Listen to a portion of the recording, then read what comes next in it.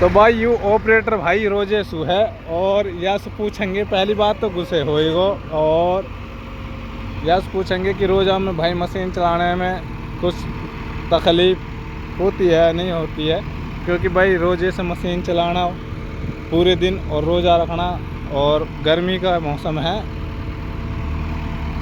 हाँ भाई ओए, रोजे से है कि नहीं है? रोजे से है?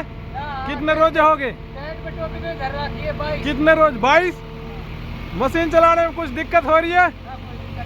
वाह अल्लाह का शुक्र है। देखिए ऑपरेटर कोई भी चलाए इस मशीन को भाई सब रोजा रखते हैं, पूरा स्टाफ रोजा रखता है। देखिए 22 रोजे हो गए मुकम्मल कंप्लीट और फिलहाल रोजे से है।